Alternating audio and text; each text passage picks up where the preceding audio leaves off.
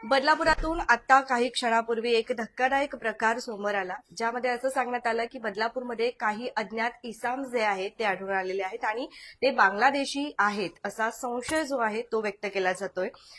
ज्या ठिकाणावरून हे इसाम जे आहेत त्यांना पकडण्यात आलं होतं त्या ठिकाणचे काही रहिवासी आपल्या सोबत आहे।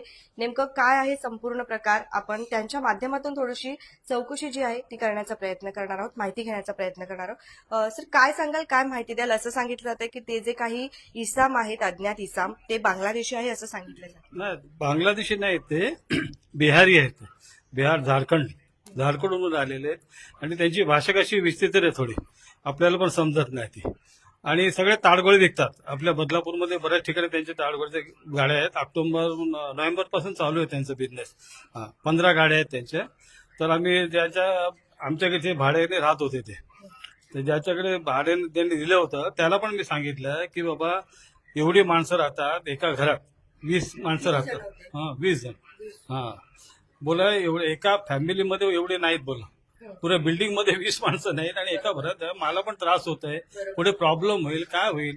तर ऐकायला त्या नाही, ते बोलतात नाही चाचा ऐसा होएगा वैसा होएगा. खरं शेवटी मग ते समोर आजूबाजूला असतात ना, त्यांनी कंप्लेंट केली किंवा सगळ्यांना त्रास व्हायला लागला ना, ताडगोळ्याचा कचरा हे ते. आणि तुमचीच रूम होती का? नाही नाही, दुसऱ्याची.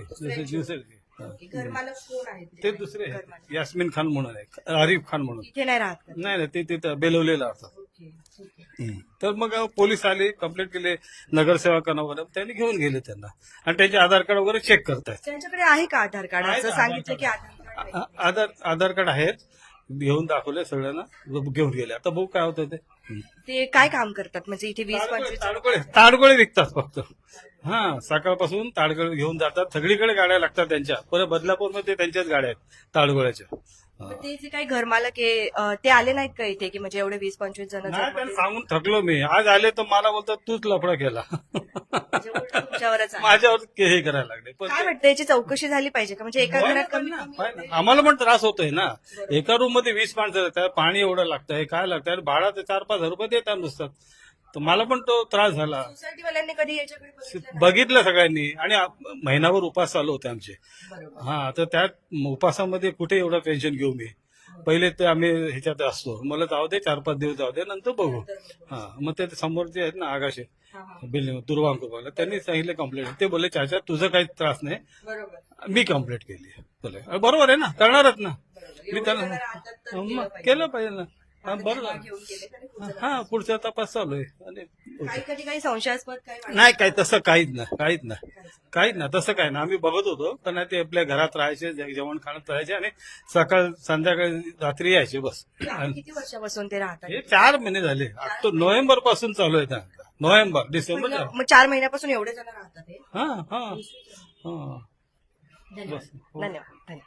आपण बघतोय की जो काही पुढील तपास आहे आता तो पोलिसांच्या माध्यमातून सुरू आहे आणि असा देखील संशय जो आहे तो सांगितला जातोय की जे काही इसाम या ठिकाणावरून पोलिसांच्या ताब्यात घेऊन गेलेले आहेत ते बांगलादेशी आहे असं सांगितले जाते। परंतु आता पुढील तपास जो आहे तो पोलिसांच्या माध्यमातून करण्यात येतोय।